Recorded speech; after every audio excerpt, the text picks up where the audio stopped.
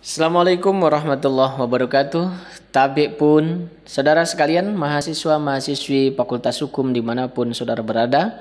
Pada mata kuliah semester ini kita akan masuk pada mata kuliah Hukum Pemerintahan Daerah pada sesi tentang organisasi pemerintahan daerah. Tentu saudara-saudara masih ingat pengertian dari organisasi atau organ negara sebagai organisasi. Maka bagian hari ini kita akan spesifik bicara apa itu pemerintah dan apa itu pemerintahan. Tentu dua hal yang kelihatannya tidak begitu berbeda, tetapi ketika itu dimasukkan pada aturan norma ataupun juga teori, maka muncullah di sana perbedaan yang sangat signifikan.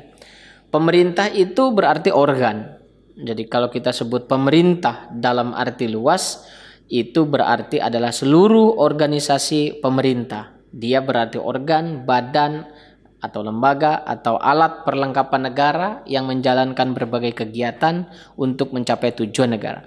Jadi dia dalam pengertian tiga organ yang sangat klasik, eksekutif, legislatif, judicial, atau kemudian organ yang mengalami perkembangan berikutnya. Biasa kita disebut sana misalnya ada komisi, lalu kemudian ada board atau dewan atau apapun namanya.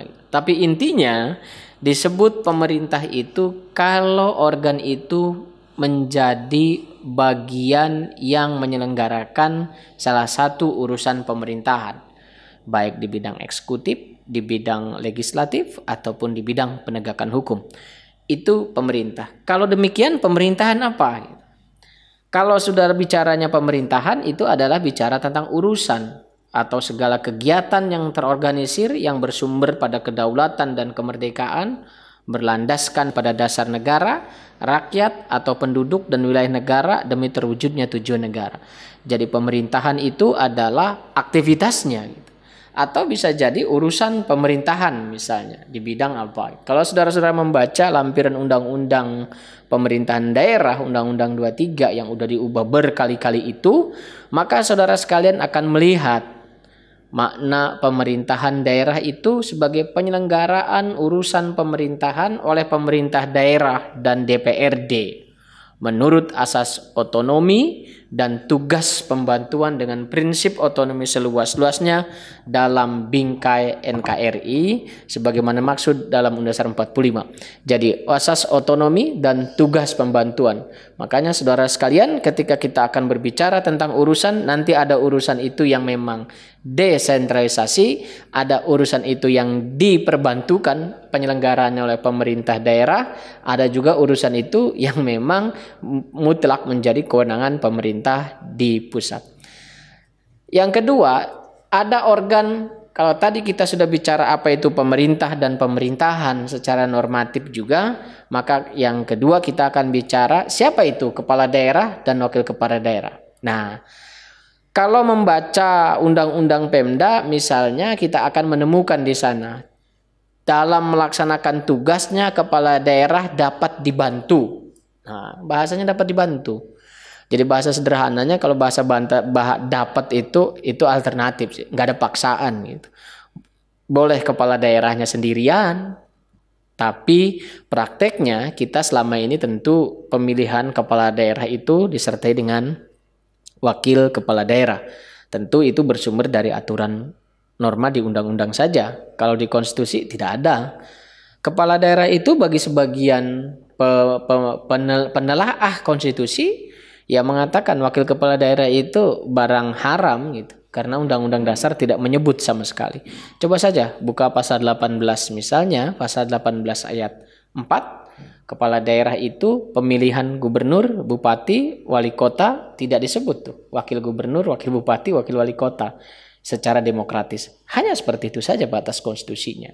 Hanya memang konstitusi mengatur pemerintahan daerah itu diatur dengan undang-undang. Itu ceritanya.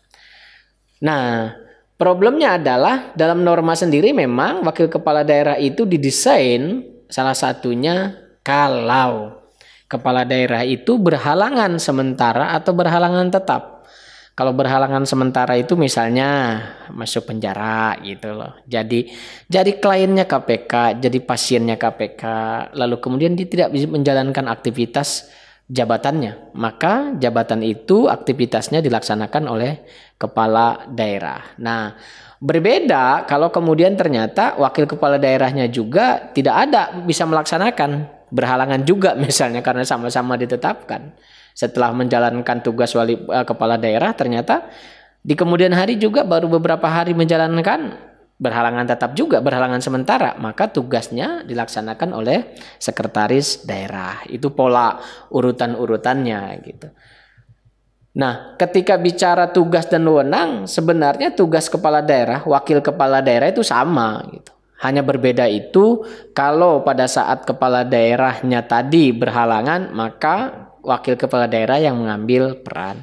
Jadi sederhananya kepala daerah dan wakil kepala daerah itu melaksanakan tugas dan wewenangnya itu dengan pola saling sharing saja gitu. Siapa melaksanakan apa di bidang apa sehingga terlihat harmonisnya gitu. Jangan kepala daerahnya kemana, wakil kepala daerahnya ngapain gitu.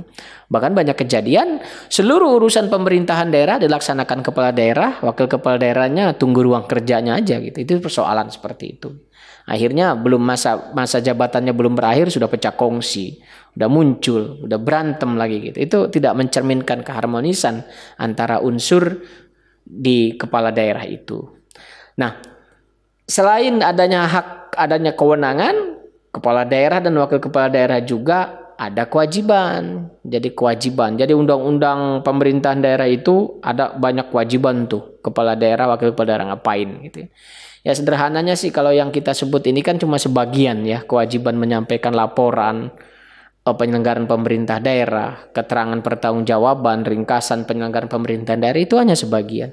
Tetapi intinya adalah yang utama dari kewajiban pemerintah daerah itu atau kepala daerah dan wakil kepala daerah itu adalah menjamin masyarakat di daerahnya itu mencapai kesejahteraan gitu. Ya kalau nggak mampu mendesain bagaimana masyarakatnya menuju kesejahteraan atau mencapai kesejahteraan, yang nggak usah jadi atau mencalonkan kepala daerah, kasih orang lain yang memang lebih mampu untuk menjalankan tugas dan kewajiban itu. Selain ada hak, kewenangan, kewajiban, tentu ada larangan.